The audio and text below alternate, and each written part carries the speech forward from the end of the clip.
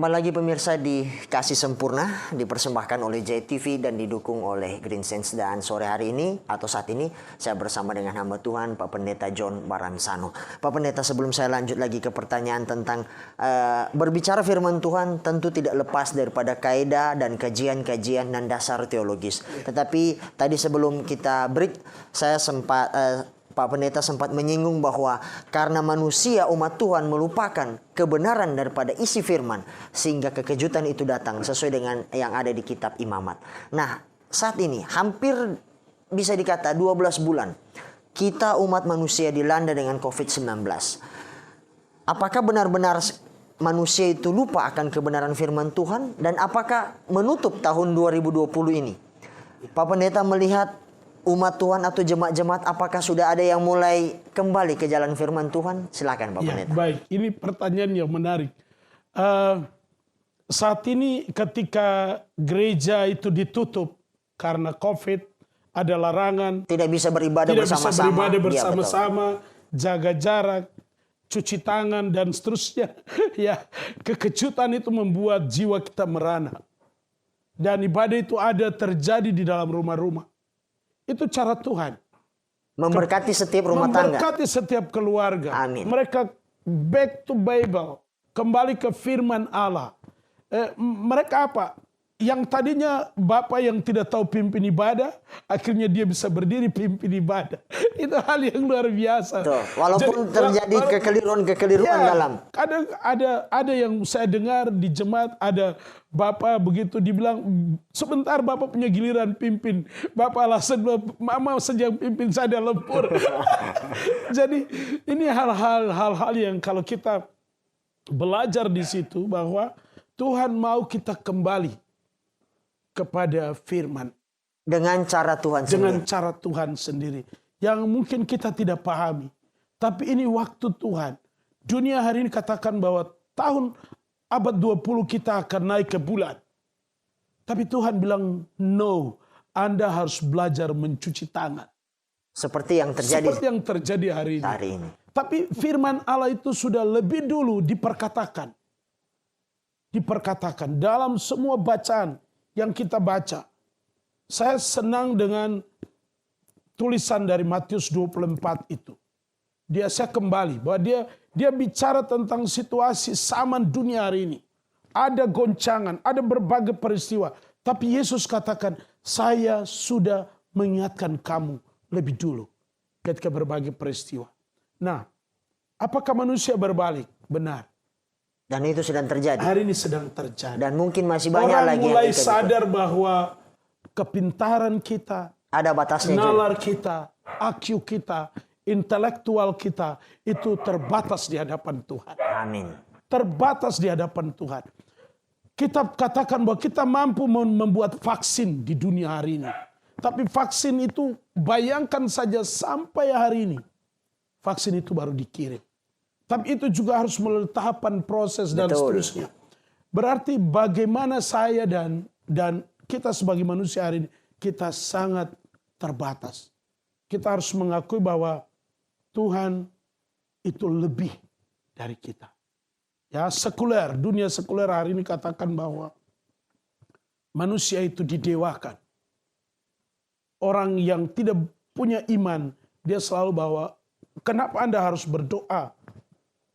Padahal Anda yang bekerja memberi Anda makan sendiri. Kadang pertanyaan-pertanyaan itu. Tapi kalau kita sadar, kalau Anda kuat, kenapa Anda juga bisa mengalami kematian? Pertanyaan kita seperti itu. Ada banyak orang kuat, tapi begitu wabah ini datang, banyak orang yang mati. Mati.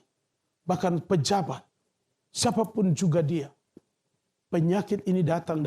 Tapi satu hal, kita harus percaya bahwa firman Tuhan hari ini itu mau mengantar kita.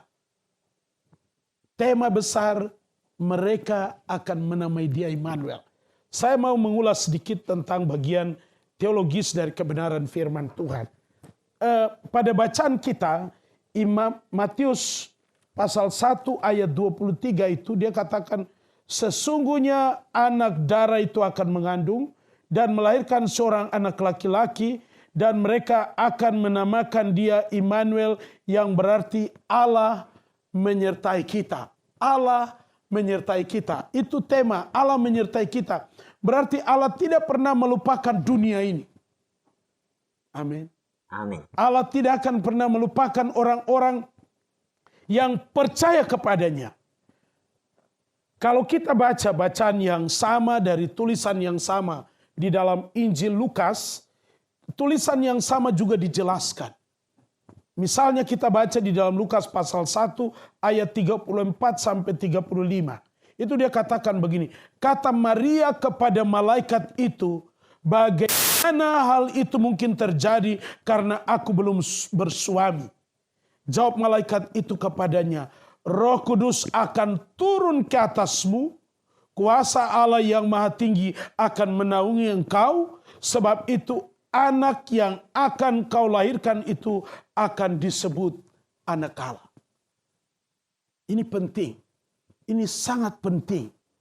Saya mau pemirsa dimanapun saudara berada dalam iman kepada Tuhan. Ingat, dunia sekuler hari ini mempertanyakan siapakah Yesus yang lahir itu. Ada yang bilang Yesus kalau dia anak Allah, kenapa dia harus lahir dari seorang perempuan lewat perkawinan? Oh tidak, Yesus tidak melalui perkawinan. Tapi Roh Allah yang Maha Tinggi itu menaungi Maria.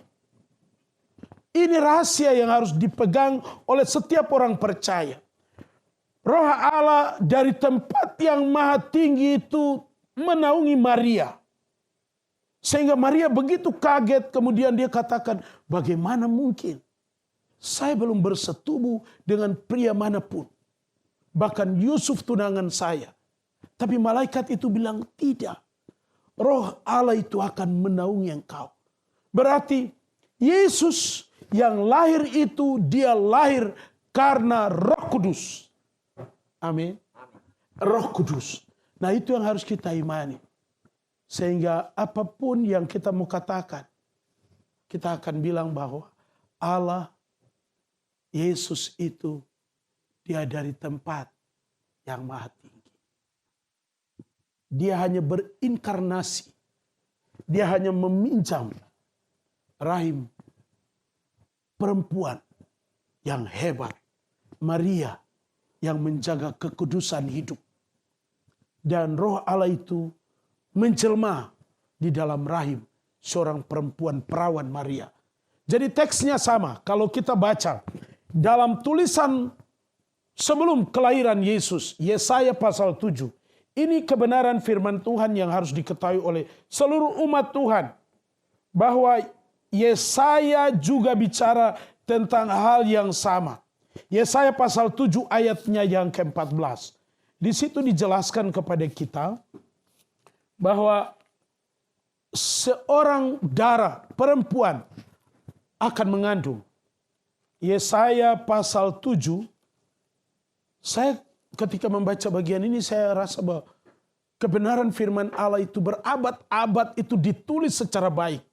Dan Roh Allah menuntun setiap nabi untuk memperkatakan sebelum Yesus lahir. Di dalam Yesaya pasal 7 ayat 14 itu dia katakan begini. Sebab itu Tuhan sendirilah yang akan memberikan kepadamu suatu pertanda.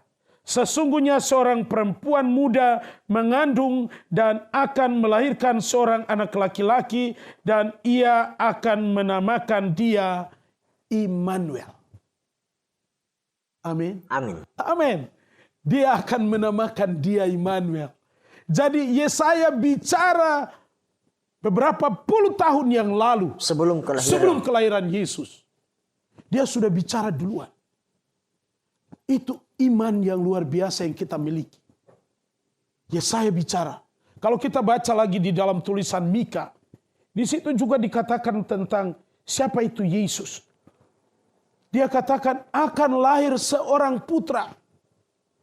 Di dalam Mika pasal 5. Itu ayat 1. Dia katakan tentang kota di mana Yesus akan lahir. Mika pasal 1 itu ayat Mika pasal 5 ayat 1 dia katakan begini. Raja Mesias dan penyelamat Israel ayat 1 itu dikatakan, tetapi engkau wahai Betlehem Efrata, hai yang terkecil di antara kaum-kaum Yehuda, daripadamu akan bangkit bagiku seorang yang akan memerintah Israel, yang permulaannya sudah sejak purbakala, sejak dahulu kala. Amin. Amin. Jadi firman Tuhan hari ini, sebuah nubuatan itu sudah terjadi sebelum Yesus lahir. Jadi perjanjian lama mendukung apa yang dikatakan oleh teks perjanjian baru. Perjanjian baru.